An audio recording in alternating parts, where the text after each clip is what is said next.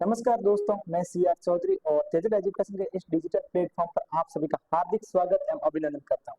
Students, आप सभी का RUSS CUET common university entrance test 2025 complete हो चुका है, जिसमें आपने BSc nursing, paramedical, BPT and B pharmacy के लिए आपने एंट्रेंस एग्जाम दिया था। जो भी जिस कोर्स में इंटरेस्टेड था उसने ये सीयूईटी 2025 राजस्थान के लिए एग्जाम दिया और उम्मीद करता हूं कि आप सभी का ये एंट्रेंस एग्जाम बहुत ही अच्छा गया होगा, क्योंकि जिस प्रकार से मैंने अभी पेपर को देखा और पेपर का जो लेवल था वो बहुत ही अच्छा था और जिस स्टूडेंट ने मेहनत की है उसका ये पेपर बहुत ही बेहतरीन और शानदार गया, क्योंकि पेपर का लेवल बहुत अच्छा था और मतलब मेहनत की उसके लिए तो बहुत ही अच्छा पेपर गया। स्टूडेंट्स, अभी इस वीडियो में अपन बात करने वाले 5 से 10 मिनट के अंदर पूरा पेपर सॉल्यूशन करेंगे, फिजिक्स, केमिस्ट्री एंड बायोलॉजी। तो आप सभी बने रहिए। अपन इस वीडियो में पेपर सॉल्यूशन शुरू करते हैं कि पेपर का वास्तव में क्या आखिर रिजल्ट है और कौन से फिजिक्स, केमिस्ट्री और बायोलॉजी के क्या क्या आंसर। स्टूडेंट्स, मैं यहाँ आपको सीरीज भी आपको सॉल्यूशन कराने वाला हूँ। मेरे पास बी सीरीज का क्वेश्चन पेपर आया है तो मैं आपको वो सॉल्यूशन कराऊंगा, तो आप उस हिसाब से अपने आंसर मैच कर दीजिए। बाकी बी सीरीज के आंसर के वो मैं टेलीग्राम ग्रुप के अंदर भेज दूंगा। टेलीग्राम ग्रुप की लिंक और व्हाट्सएप ग्रुप की लिंक इसी वीडियो के डिस्क्रिप्शन दी गई, वहां आपको मिल जाएगी।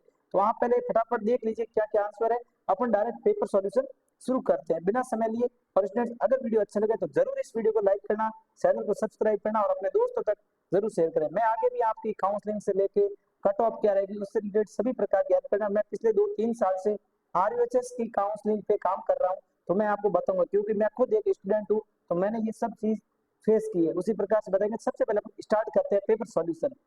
ठीक है स्टूडेंट्स, तो स्टूडेंट्स मैं बता दूं आपको, पेपर सॉल्यूशन की अपन बात करें, सबसे पहले अपन जो क्वेश्चन है फिजिक्स के क्वेश्चन है। एक प्रोटॉन और एक अल्फा कण की डी ब्रोगली तरंग दैर्ध्य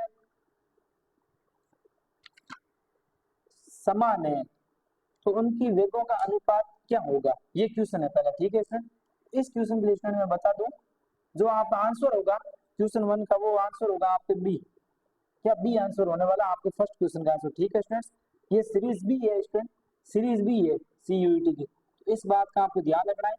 सीरीज बी है तो उस हिसाब से आप अपने आंसर मैच कर दीजिए। इसके बाद हम क्वेश्चन सेकंड की ओर बढ़ते हैं। पी प्रकार का अर्धचालक में एक एक्सेप्टर स्तर बैलेंस बैंड से 57 एमई वोल्ट ऊपर है। छिद्र उत्पन्न करने हेतु अधिकतम तरंग दैर्ध्य एमस्ट्रॉन्ग में होगी। क्वेश्चन सेकंड का आंसर स्टूडेंट आपको डी होगा। मैं स्टूडेंट यहाँ पे सिर्फ आपको आंसर बताना है बिना समय लिए। अगर क्वेश्चन आपको सॉल्यूशन पूछना है तो मेरे को आप व्हाट्सएप कांटेक्ट कर सकते हैं, जिसके नंबर मैं आपको वीडियो के अंत में दे दूंगा। ठीक है, तीसरे क्वेश्चन की ओर बढ़ते हैं अपन। यदि एक प्रतिरोधक तार को डाई में से निकाला जाए, उसका अनुप्रस्थ क्षेत्रफल 1% घटे तो प्रतिरोध में परिवर्तन होगा। स्टूडेंट, तीसरे क्वेश्चन का आंसर आपके सी होगा, 2% वृद्धि होगी। ठीक है, अब फोर्थ क्वेश्चन की ओर बढ़ते हैं। 40 ओम मीटर को 200 वोल्ट 50 हर्ट्ज मुख्य आपूर्ति से जोड़ा जाता है। परिपथ में धारा का पीक मान होगा। क्वेश्चन 4 का आंसर की बात करें स्टूडेंट, तो क्वेश्चन 4 का अपना आंसर होगा डी, 7 एम्पियर। ठीक है स्टूडेंट्स, अब अपन क्वेश्चन 5 की ओर बढ़ते हैं स्टूडेंट। क्यूरी नियम के अनुसार ताप टी पर चुंबकीय सुग्राहिता अनुपाती होती है। इस क्वेश्चन का आंसर होगा स्टूडेंट बी, 1:T। ठीक है, अब क्वेश्चन 6 की ओर बढ़ते हैं स्टूडेंट्स अपन। क्वेश्चन 6 का आंसर होगा, एक व्यक्ति की ऊंचाई 6 फीट है। अपनी संपूर्ण छवि देखने के लिए उसे न्यूनतम कितनी लंबाई का समतल दर्पण चाहिए। स्टूडेंट्स, ये छठा क्वेश्चन है, इसका आंसर अपने होगा डी आंसर होगा स्टूडेंट्स। छठे क्वेश्चन का आंसर होगा डी। अब सातवें क्वेश्चन की ओर बढ़ते हैं। ध्रुवीकरण घटना निम्नलिखित में से कहां हो सकती है। ठीक है स्टूडेंट, तो सातवें क्वेश्चन का आंसर है बी, केवल अनुप्रस्थ तरंगों पे ध्रुवीकरण की घटना हो सकती है। स्टूडेंट, अब क्वेश्चन नंबर 8 की ओर बढ़ते हैं अपन। 8 क्वेश्चन स्टूडेंट्स क्या है, एक तार का प्रतिरोध 50 डिग्री सेल्सियस पर 5 ओम और 100 डिग्री सेल्सियस पर 6 ओम है। 0 डिग्री पर इसका प्रतिरोध होगा स्टूडेंट्स, क्या होगा, तो 8वें क्वेश्चन का आंसर है 4 ओम। क्या होगा, 4 ओम। ये अपने और अब स्टूडेंट आगे वाले क्वेश्चन की ओर बढ़ते हैं। तो नेक्स्ट क्वेश्चन में अपन 9th क्वेश्चन की ओर बढ़ते हैं। क्या क्वेश्चन है, तो स्टूडेंट इसमें सबसे पहले अपन देखते हैं कि क्या आंसर है। तो सबसे पहले 100 वोल्ट एसी स्रोत कोणीय आवर्ती 500 रेडियन पर सेकंड को एल बराबर 0.8 सी बराबर 5 माइक्रोफेरेड और आर बराबर 10 ओम श्रेणी क्रम में जोड़ा गया तो प्रतिरोध के तार का पार विभव होगा। क्वेश्चन 9 का आंसर स्टूडेंट आपको डी होगा। ठीक है, अब क्वेश्चन 10 की ओर बढ़ते हैं। यदि 25% रेडियो धर्मी सामग्री 5 वर्षों में विघटित हो जाती है, तो 20 वर्षों में मूल सामग्री का कितना हिस्सा अपरिवर्तित होगा? स्टूडेंट क्वेश्चन 10 का आंसर आपके सी होगा। यहाँ पे स्टूडेंट मैं सिर्फ आपको आंसर बताना है, बाकी कोई भी क्वेश्चन सॉल्यूशन करवाने नहीं आया हूँ, सिर्फ आंसर बताऊंगा। बाकी आपको कोई भी क्वेश्चन से रिलेटेड डाउट हो तो मैं आपको व्हाट्सएप नंबर दे दूंगा, वहां पे आप मेरे को बिल्कुल मैं आपको सॉल्यूशन बता दूंगा, ठीक कैसे होगा वीडियो के माध्यम से, ठीक है। एक सुपर कंडक्टर पूर्ण रूप से प्रदर्शित करता है, इसका आंसर होगा प्रतिचुंबकत्व, ठीक है स्टूडेंट्स। क्वेश्चन 12 की ओर बढ़ते हैं अपन। किसने यह अवलोकन किया किसने यह अवलोकन किया था कि परमाणु के भीतर बहुत अधिक खाली स्थान होना चाहिए? ये आपने रदरफोर्ड रदरफोर्ड क्वेश्चन 12 का आंसर डी होगा स्टूडेंट्स। इसके बाद किसी कुंडली में क्वेश्चन दे रहा, किसी कुंडली में धारा 3 एम्पियर से 2 एम्पियर में 1 मीटर सेकंड में बदल जाती है तो 5 वोल्ट विद्युत वाहक बल उत्पन्न होता है, स्व प्रेरण होगा। क्वेश्चन 13 का आंसर स्टूडेंट्स अपने सी होगा, ठीक है। इसके बाद क्वेश्चन 14 की ओर बढ़ते हैं। क्वेश्चन एक तरंग की आवृत्ति 6.10 GHz 15 हर्ट्ज है, तो यह तरंग है एक्सरे के, ठीक है। सब जगह अपना आंसर होगा एक्सरे बी। इसके बाद क्वेश्चन 15 की ओर बढ़ते हैं स्टूडेंट्स। क्वेश्चन 15 में पीएन जंक्शन में अवरोध विभव अधिकतम कितना होता है? पीएन जंक्शन में अवरोध विभव अधिकतम कितना होता है? क्वेश्चन 15 का आंसर स्टूडेंट अपने रिवर्स बायस स्थिति में। अब क्वेश्चन 16 की ओर बढ़ते हैं स्टूडेंट। 1 मीटर त्रिज्या वाले एक गोलाकार सालक की धारिता है, ठीक है स्टूडेंट्स। क्वेश्चन 16 का आंसर होगा 1.2 इंटू 10 की घात -10 फैरेड, ठीक है। अब क्वेश्चन 17 की ओर बढ़ते हैं स्टूडेंट्स। क्वेश्चन 17 क्या है, सबसे पहले मैं इसको जूम कर देता हूँ। अब क्वेश्चन 17 क्या है स्टूडेंट? समान गति से गति कर रहे विद्युत आवेश से उत्पन्न होता है, इससे क्या होगा स्टूडेंट? विद्युत और चुंबकीय क्षेत्र। 17 क्वेश्चन का सी आंसर होगा। इसके बाद क्वेश्चन 18 की बात करते हैं। एक थर्मोकपल दो धातु एंटीमनी और बिस्मिथ से बनाया जाता है, यदि इस जोड़े के एक संधि बिंदु को गर्म और दूसरे को ठंडा रखा जाए तो विद्युत धारा प्रवाहित होगी। तो क्वेश्चन 18 का क्वेश्चन होगा स्टूडेंट, आंसर होगा गर्म सिरे से एस बी से बी आई की ओर, ठीक है, ये आंसर होगा क्वेश्चन 18 का। अब स्टूडेंट क्वेश्चन 19 की बात करते हैं। विद्युत द्विध्रुव आघूर्ण की इकाई है स्टूडेंट, विद्युत द्विध्रुव क्वेश्चन नंबर 19 इसकी इकाई होगी डेबाई, क्या होगी? डेबाई स्टूडेंट्स, ठीक है। इसके बाद क्वेश्चन 20 की ओर बढ़ते हैं। दो तरंगों की तीव्रता का अनुपात 16:9 है और वे हस्तक्षेप उत्पन्न करती है, अधिकतम और न्यूनतम तीव्रता का अनुपात क्या होगा? क्वेश्चन 20 की बात करूं मैं स्टूडेंट्स, तो इसका आंसर आपके बी होगा 49:1। इसके बाद क्वेश्चन 21 की बात करते हैं स्टूडेंट।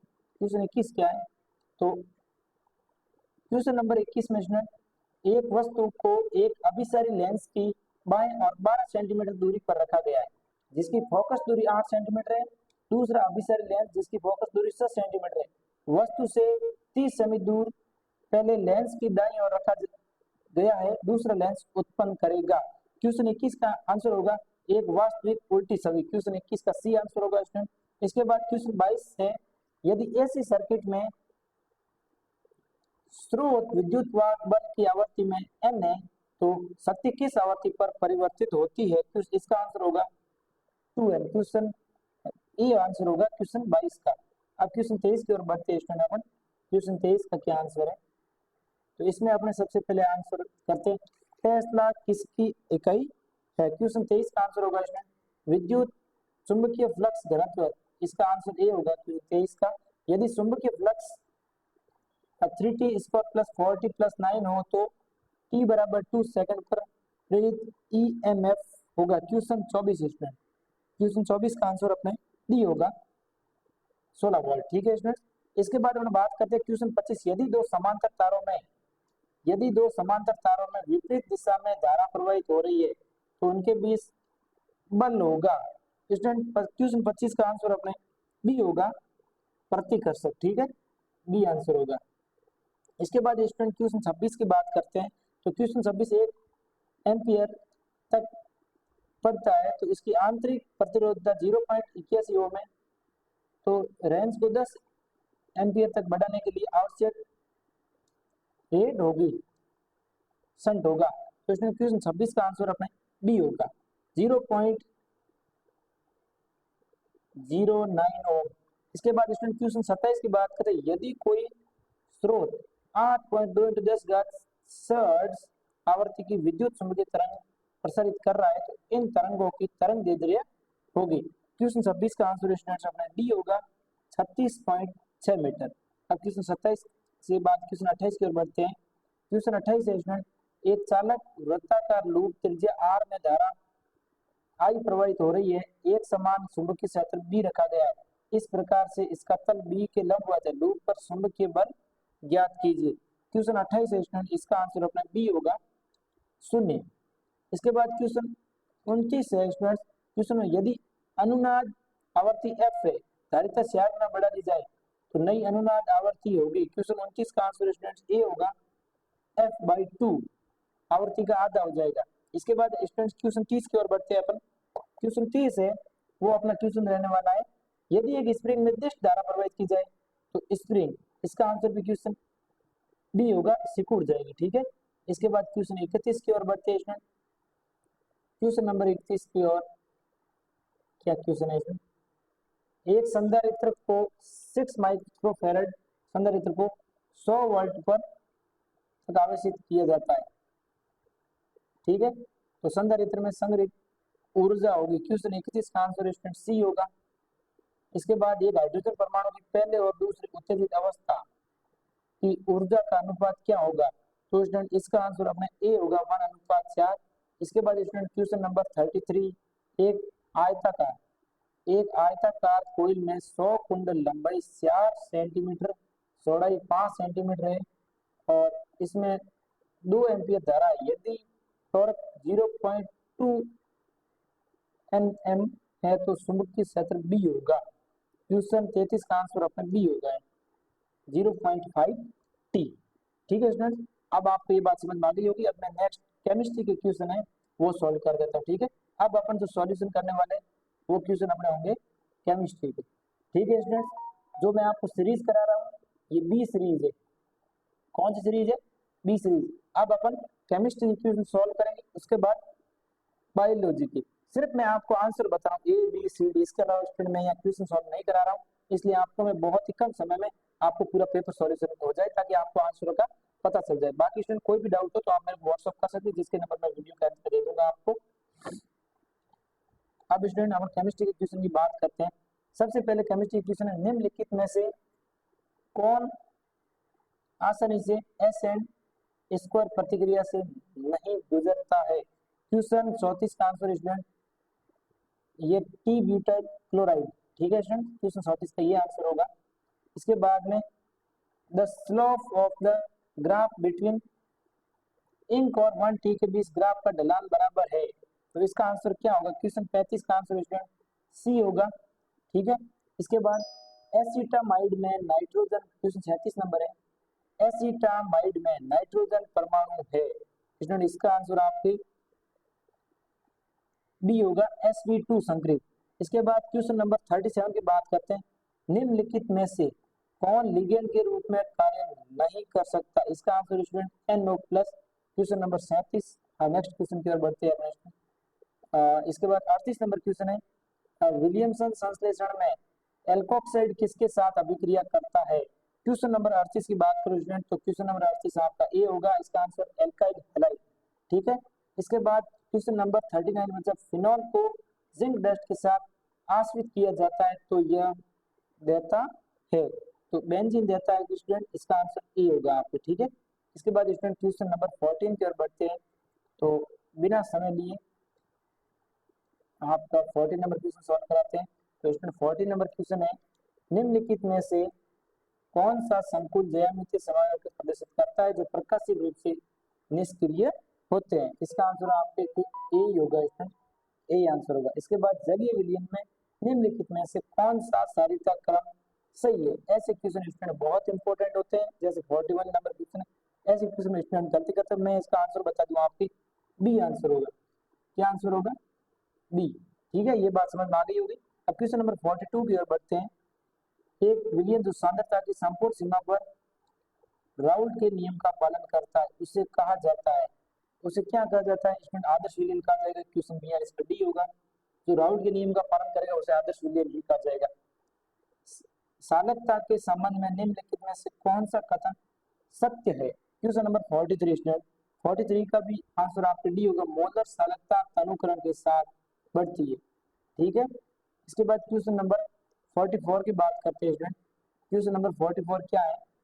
क्वेश्चन नंबर 44, एक प्रबल ऑक्सीकारक एजेंट ए को केसीएल द्वारा सांद्र H2SO4 के साथ गर्म करने पर लाल रंग की गैस बी मिलती है, जो कि उसके विघटन पर पीले रंग का उत्पाद सी देती है। ए, बी और सी को पहचानिए। तो स्टूडेंट इस क्वेश्चन नंबर 44 का आंसर है ए। क्या आंसर है? ए। समझ में आ गया आपको? ए आंसर है क्वेश्चन नंबर 44 का, ये आंसर होगा आपके। इसके बाद क्वेश्चन नंबर 45 की बात करते हैं। निम्नलिखित में से कौन सा विटामिन जल में घुलनशील है? तो आपको पता है स्टूडेंट विटामिन अडिक, तो इसमें आपको कौन सा हो सकता है विटामिन? निम्नलिखित में से कौन सा विटामिन जल में घुलनशील है? Vitamin A, vitamin D, vitamin, which of the following vitamin is water soluble?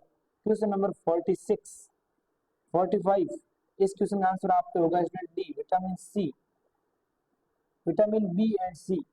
ये क्वेश्चन स्टूडेंट थोड़ा डिफरेंट पैदा कर रहा है, बट अगर जल में घुलनशील है तो सबसे पहले बात है जो विटामिन होते हैं जल में घुलनशील वो होते हैं अडिक, और बी और सी होते हैं जो जल में घुलनशील नहीं होते हैं।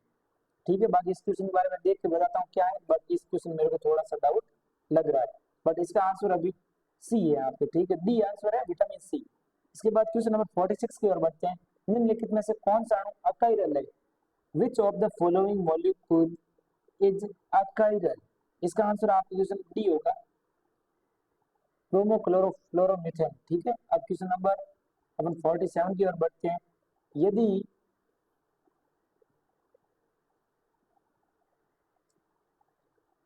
यदि संतृप्त विलयन की विघटन प्रक्रिया ऊष्माक्षेपी है तो तापमान में वृद्धि के साथ घुलनशीलता में क्या परिवर्तन होगा? क्वेश्चन नंबर, इसका आंसर आपकी घटती है, बी आंसर होगा। ठीक है, अब स्टूडेंट क्वेश्चन नंबर 48 की बात करते हैं अपन। 48 नंबर क्वेश्चन क्या है स्टूडेंट? निम्नलिखित विकल्पों में से गलत कथन की पहचान करें।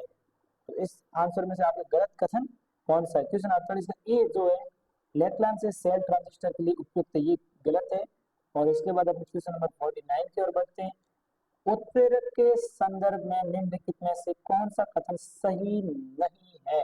अब 49 नंबर क्वेश्चन की बात करते हैं, इसका आंसर आपके बी होगा। क्या होगा? बी, यह स्वतः अपरिवर्तित प्रक्रियाओं को उत्प्रेरित करता है, ये कथन आपके गलत है, इसका आंसर ये होगा।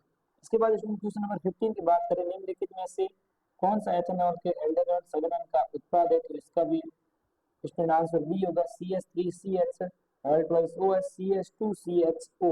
इसके बाद इसमें क्वेश्चन 51 नंबर की बात करते हैं अपन। तो 51 नंबर क्वेश्चन क्या है इसमें? निम्नलिखित में से, ये देखिए, निम्नलिखित एल्कोहल को उनकी अम्लता के बढ़ते क्रम में व्यवस्थित करें।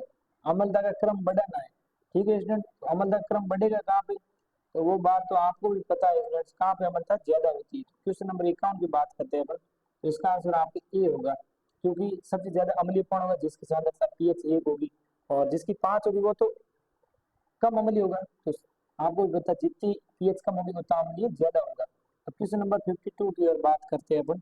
52 क्वेश्चन नंबर देखिए स्टूडेंट, निम्नलिखित में से कौन सा एक अणुसंख्यक गुण नहीं है? स्टूडेंट इसका आंसर होगा वाष्प दाब में वृद्धि। ये आपके इसका आंसर राइट होगा। और यदि फ्लोरीन का मानक इलेक्ट्रोड विभव उच्चतम है तो निम्नलिखित में से कौन सा कथन सही नहीं है? क्वेश्चन नंबर 53 स्टूडेंट, कौन सा कथन सही नहीं है? आपका कथन डी सही नहीं है। ऑक्सीकृत रूप हाइड्रोजन गैस की तुलना में अधिक स्थिर होता है ये। और इसके बाद स्टूडेंट क्वेश्चन नंबर 54 की बात करते हैं। प्रथम कोटि अभिक्रिया की अर्धयुग है। स्टूडेंट्स इसका आंसर होगा बी, आपके प्रारंभिक एकाग्रता से स्वतंत्र। इसके बाद स्टूडेंट क्वेश्चन नंबर 55 की बात करते हैं। तो संक्रमण धातु निम्नलिखित कारणों से जटिल यौगिक बनाती है। किस कारण से? लिगेंड की प्रकाश अवशोषित करने वाली प्रकृति के कारण। अब क्वेश्चन नंबर 56 की बात करते हैं। Ni होल्ड पर CN4 में केंद्रीय धातु आयन का संकरण है। तो स्टूडेंट इसमें क्या होगा, आपके क्वेश्चन नंबर 56 में आंसर, जो आंसर है वो इसमें आपके बी होगा। क्या होगा, DsP3। इसके बाद क्वेश्चन नंबर 57 की बात करते हैं। फिनफेल्ड स्टाइन अभिक्रिया का उपयोग करके प्रयोगशाला में कौन सा हैलोजन यौगिक तैयार किया जाता है? तो एथिल आयोडाइड, यह आपका आंसर होगा इस क्वेश्चन का। क्वेश्चन नंबर 58 की तरफ बढ़ते हैं। 58 नंबर क्वेश्चन का क्या आंसर है? सबसे पहले सिरके में कौन सा अम्ल मौजूद होता है? इसमें 18 नंबर क्वेश्चन की बात करते हैं तो एसिटिक एसिड। और गैल्वेनिक सेल के संबंध में निम्नलिखित में से कौन सा कथन सही है? क्वेश्चन नंबर 59 की बात करते हैं स्टूडेंट, तो इसका अपना कथन कैथोड पर अपचयन होता है, ये सही है कथन। इसके बाद में 60 नंबर क्वेश्चन है, यदि किसी अभिक्रिया के वेग स्थान की इकाई एल मोल पर सेकंड है तो अभिक्रिया की कोटि है? स्टूडेंट बी होगा, अभिक्रिया कोटि 2 होगी। इसके बाद में निम्नलिखित में से किस आयन का चुंबकीय आघूर्ण 5.9 bm है? तो इसका भी आंसर आपको बी होगा, Fe3+। ठीक है स्टूडेंट। इसके बाद क्वेश्चन नंबर 62 की ओर बढ़ते हैं। 62 नंबर क्वेश्चन क्या है स्टूडेंट? तो अपन बात करते हैं, निम्नलिखित में से कौन सा आयन जलीय विलयन में रंगहीन दिखाई देता है? तो स्टूडेंट क्वेश्चन नंबर 62 का आंसर होगा सी, Sc3+, ये। इसके बाद क्वेश्चन नंबर 63, कॉम्प्लेक्स CONH3 वॉल्टवाइज फॉर H2O Cl Cl2 का यूपीएससी नाम क्या है? तो स्टूडेंट इसका भी आंसर आपके सी होगा, ट्रेटा एमिनी एक्वा क्लोरिडो कोबाल्ट थर्ड क्लोराइड।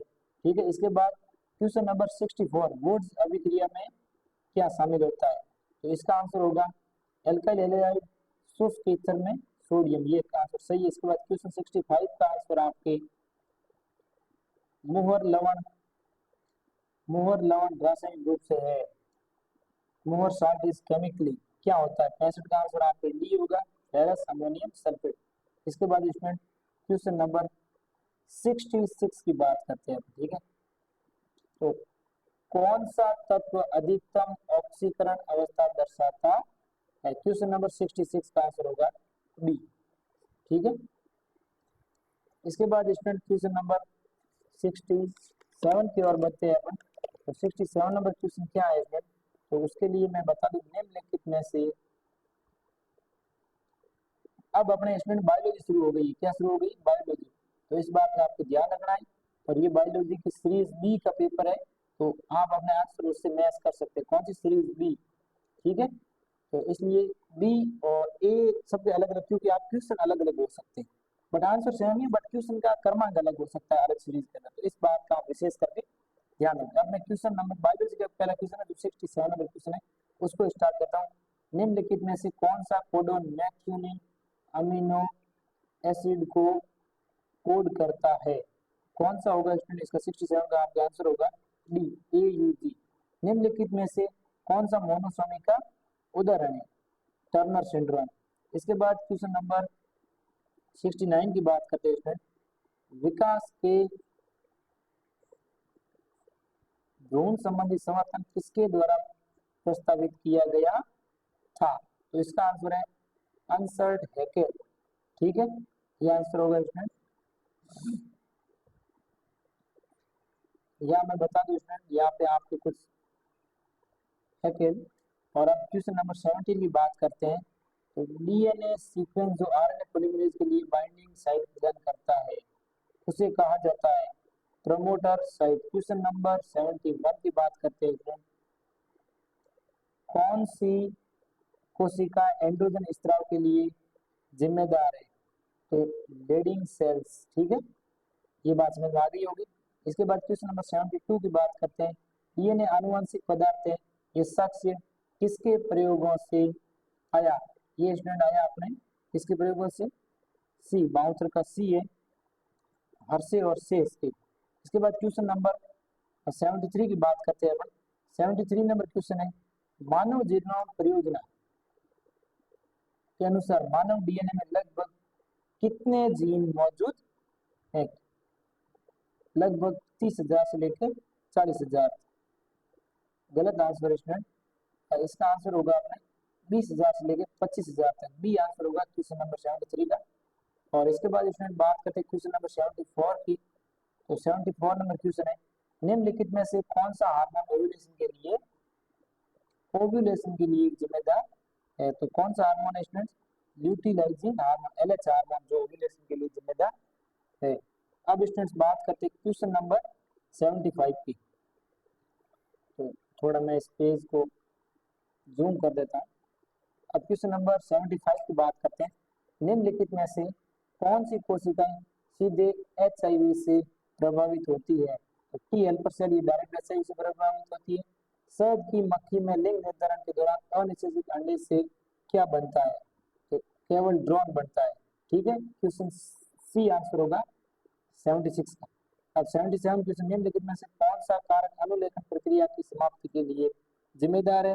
तो इसका आंसर स्टूडेंट बी होगा, पी रो कारक, ये 77 का आंसर है। इसके बाद अपन बात करते हैं क्वेश्चन नंबर 78, ट्यूबेक्टोमी क्या है? तो स्टूडेंट इस क्वेश्चन का अपना आंसर होगा बी आंसर होगा, फैलोपियन ट्यूब का छोटा हिस्सा निकाल दिया जाता है या बांध दिया जाता है, ये ट्यूबेक्टोमी है। ठीक है, इसके बाद क्वेश्चन नंबर 79 की बात करते हैं। 79 नंबर क्वेश्चन है, निम्नलिखित में से कौन सा एक ऑटोसोमल गुणसूत्र से जुड़ा अप्रभावी विकार है? तो इसका आंसर होगा स्टूडेंट्स थैलेसीमिया। ठीक है, ये आंसर होगा क्वेश्चन नंबर 79 का। इसके बाद हम बात करते हैं क्वेश्चन नंबर 80। 80 क्वेश्चन का क्या है आंसर? दो जीन के बीच पुनर्योजन आवृत्ति और दूरी किस प्रकार संबंधित है? तो इसका आंसर भी आप ए होगा, पुनर्संयोजन आवृत्ति दो जीन के बीच की दूरी के सीधे अनुपातिक होती है। अब नेक्स्ट क्वेश्चन की बात करते हैं। तो क्वेश्चन नंबर अपने है 81। तो इसे मैं थोड़ा जूम कर देता हूँ ताकि अपने समझ में आए। थोड़ा सा ये पेपर यहाँ पे आपको क्लियर नहीं दिखेगा, बट मैं आपको पूरे क्वेश्चन सुनाने की कोशिश करूंगा। ठीक है, तो क्या है, डीएनए पर निर्भर डीएनए पॉलीमरेज किस दिशा में नए स्ट्रैंड पॉलीमरेज को उत्प्रेरित करते हैं? तो किसको करते हैं? बी 5 डैश से 3 डैश, इस दिशा को उत्प्रेरित करते हैं। इसके बाद इसमें क्वेश्चन नंबर 82 की बात करता हूं मैं। तो क्वेश्चन नंबर 82 क्या है, कौन सा नियम बताता है कि युग्मक निर्माण के दौरान एलील जोड़े अलग हो जाते हैं, इसलिए प्रत्येक युग्मक प्रत्येक जाने के लिए केवल एक एलील ले जाता है? तो ये क्या है, कौन सा नियम बताता है ये प्रोसेस को?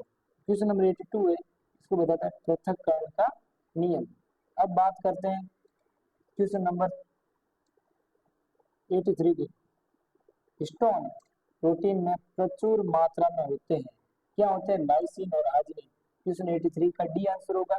अब अपन क्वेश्चन 84 की बात करते हैं। परिपक्वता में एक विशिष्ट एंजियोस्पर्म भ्रूण थैली होती है, तो उसका आंसर क्या होगा? सी 8 केंद्रकीय 7 कोशिका वाली ये परिपक्वता पर एक विशिष्ट एंजियोस्पर्म भ्रूण थैली होती है, जिसके अंदर 8 केंद्रकीय 7 कोशिका वाली सेल्स होती है। इस बात का ध्यान रखिए स्टूडेंट। और अब अपन बात करते हैं क्वेश्चन 85 की।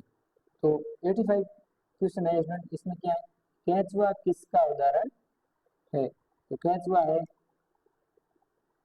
अब ये क्या है, ये दोनों हिंदी वाला कुछ गड़बड़ लग रहा है मुझे, तो देखते हैं। डेटिवेरस या अप्रदभक्षी। ठीक है, ये आंसर होगा, सी आंसर होगा इसका 85 का। क्वेश्चन नंबर 86 की ओर बढ़ते हैं। 86 क्वेश्चन क्या है? 86 क्वेश्चन ये है, वह अंतःक्रिया जिसमें प्रजाति को लाभ होता है और दूसरे को लाभ होता है, ना हानि होती है, इसे क्या बोलते हैं? 86 क्वेश्चन है, इसको अपन बोलते हैं कमेंसलेशन। ठीक है, ये बोलते हैं। डोडो पक्षी एक है, 87 नंबर क्वेश्चन, डोडो 7, इसका आंसर होगा ए स्टूडेंट, विलुप्त प्रजाति। इसके बाद हम बढ़ते हैं 88 नंबर क्वेश्चन की तरफ। तो 88 क्वेश्चन क्या है? तो सबसे पहले तो मैं जूम करता हूँ। डीएनए की संख्या को बढ़ाने के लिए निम्न में से किस तकनीक का उपयोग किया जाता है? PCR technique. 88 का बी आंसर होगा। एक ही कार्य के लिए विकसित होने वाली विभिन्न संरचनाएं इस प्रकार के विकास को कहा जाता है अभिसारी विकास। 89 का भी बी होगा। इसके बाद में 90 नंबर क्वेश्चन है, साइक्लोस्पोरिन ए निम्न के रूप में कार्य करता है, इम्यूनोसप्रेसिव एजेंट के रूप में। इसके बाद हम बात करते हैं क्वेश्चन नंबर 91, निम्नलिखित में से कौन सी एक एक्स सीटू संरक्षण विधि है? तो 91 नंबर क्वेश्चन है स्टूडेंट, इसका आंसर होगा प्राणी विज्ञान, बी आंसर होगा। इसके बाद मैं बात करता हूँ क्वेश्चन नंबर 92, और इसमें पहली ट्रांसजेनिक गाय रोजी ने कौन सा मानव प्रोटीन समृद्ध दूध उत्पादित किया? तो वो किया था मानव अल्फा लैक्टलबुमिन। ठीक है, ये 92 का भी बी होगा। इसके बाद क्वेश्चन नंबर 93 है, निम्नलिखित में से कौन सी परत विकासशील पराग कणों को पोषक देती है? तो इस 93 नंबर क्वेश्चन का भी आंसर इसमें होगा कैपिटल। अब नेक्स्ट क्वेश्चन की ओर बढ़ते हैं, क्वेश्चन नंबर 94। तो स्टूडेंट्स 94 नंबर क्वेश्चन है, माइक्रोस्पोरम प्रजाति से संबंधित कवक निम्नलिखित का कारण बनती है? तो क्वेश्चन नंबर 94 का आंसर होगा ए, रिंगवर्म। क्वेश्चन नंबर 95 है, इसका बीटी टॉक्सिन का इनकोड किया जाता है, किसमें किया जाता है? क्राइजीन द्वारा। इनकोड किसके द्वारा किया जाता है? टाइप का ए, क्राइजीन द्वारा। बीटी टॉक्सिन का इनकोड किसके? क्राइजीन के द्वारा। इसके बाद 96 नंबर क्वेश्चन, निम्नलिखित में से कौन सा कारक हार्डी वेनबर्ग संतुलन को बिगाड़ता है? तो कौन सा? आप्रवासन। इसके बाद मैं बात करूंगा student 97 number question. 97 number question क्या है? छोटे भौगोलिक क्षेत्र तक सीमित और कहीं और न पाई जाने वाली प्रजातियों को इस नाम से जाना जाता है, स्थानिक प्रजातियां। क्वेश्चन 97 का ए होगा। इसके बाद क्वेश्चन 98 है, इसमें समुद्र में बायोमास का पिरामिड है, कैसा है? उल्टा। ये बी आंसर है 96 का, 98 का। इसके बाद मैं बात करता हूँ क्वेश्चन नंबर 99 की। तो 99 क्वेश्चन है, इसमें क्या है? कोकेन निम्नलिखित में से किस न्यूरोट्रांसमीटर के साथ हस्तक्षेप करता है? इसका आंसर होगा 99 का सी, डोपामाइन। इसके बाद क्वेश्चन नंबर 100 की बात करते हैं। तो 100 नंबर क्वेश्चन स्टूडेंट्स, आपका रक्त का थक्का हटाने के लिए इस्तेमाल किया जाने वाला एंजाइम क्या है? B, streptokinase. ये स्टूडेंट्स आपका आरयूएसएस सीयूईटी 2025 का मैंने आपको कंप्लीट पेपर सॉल्यूशन दे दिया है, तो आपको ये बात समझ में आ गई होगी और आपको ये जानकारी भी अच्छी लगी होगी। तो स्टूडेंट्स मैं बता दूं, आपका ये पेपर कैसे गया ये मुझे कमेंट में जरूर बताएं, क्योंकि कितने क्वेश्चन आ रहे हैं आपको मैंने पूरे आंसर बता दी। इससे आप जान सकते हैं कि आपके कितने मार्क्स आ रहे हैं, उस हिसाब से बता दूंगा गवर्नमेंट कॉलेज की क्या कट ऑफ रहेगी, एसएमएस कॉलेज की क्या कट ऑफ रहने वाली, पैरामेडिकल्स के लिए क्या कट ऑफ रहने वाली, बीपीटी बी फार्मेसी के लिए, और कौन से गवर्नमेंट कॉलेज है जो कम नंबर पे भी मिल सकते हैं और वो कैसे मिलेंगे, वो सारी प्रोसेस बताऊंगा। उसके लिए आपको मेरे साथ कंटिन्यू जुड़ा रहना पड़ेगा, मैं आपको बताऊंगा। इसके अलावा ऑफलाइन काउंसलिंग, उसमें भी मैं आपको बहुत अच्छी हेल्प करने वाला हूँ। तो आप बस तेजल एजुकेशन सपोर्ट दीजिए, और किसी भी क्वेश्चन में आपको डाउट हो या कोई भी क्वेश्चन गलत हो तो मुझे बताइए, मैं आपकी पूरी हेल्प करूंगा। और उसके लिए मैं अपने कॉन्टैक्ट नंबर दे रहा हूँ, वहाँ पे आप व्हाट्सअप करके मुझसे आप आंसर कर सकते हैं। तो उसके लिए आपको मैं दे रहा हूँ, नंबर दे रहा हूँ, तो आप वो नंबर नोट कीजिए। सबसे पहले मैं आपको नंबर बता दूं कौन से नंबर है, तो वो नंबर लिखिए आप। इसमें नंबर है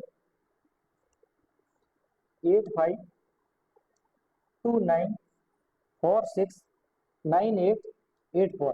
इस नंबर पे स्टूडेंट्स आप मुझसे कांटेक्ट कर सकते हैं, और आपका कोई भी इशू या कोई भी क्वेश्चन हो इस आरयूएसएस सीयूटी पेपर से रिलेटेड, कोई भी क्वेश्चन आपको जो डाउट लगता हो जो आउट ऑफ सिलेबस है, तो उसके लिए अपन यूनिवर्सिटी में जाके आपत्ति दर्ज करेंगे। 2-4 दिन के अंदर आपकी आंसर की आने वाली है, और 5-6 दिन बाद आपका रिजल्ट भी आ जाएगा। यूनिवर्सिटी इस बार बहुत ही अच्छा काम कर रही है, समय पे एग्जाम करवा दिया और समय पे आपका सेशन शुरू हो जाएगा। इस बात का ध्यान रखना है। मुझे उम्मीद है कि आपका ये पेपर बहुत ही अच्छा और शानदार गया है। और स्टूडेंट्स, अगर आपको ये वीडियो अच्छा लगे तो जरूर इस वीडियो को लाइक करना, चैनल को सब्सक्राइब करना, और बेल आइकन जो घंटा है वो दबा देना, ताकि आपको आने वाला हर नोटिफिकेशन सबसे पहले मिले। और इसी प्रकार तेजल एजुकेशन पे अपना सपोर्ट और आशीर्वाद बना के रखिए, और हम भी आपके सामने लगातार बने रहेंगे। आज के लिए मैं विदा लूंगा, फिर मिलेंगे एक नए कंटेंट साथ। तब तक बने रहिए तेजल एजुकेशन के साथ। जय हिंद, जय भारत, धन्यवाद, थैंक यू।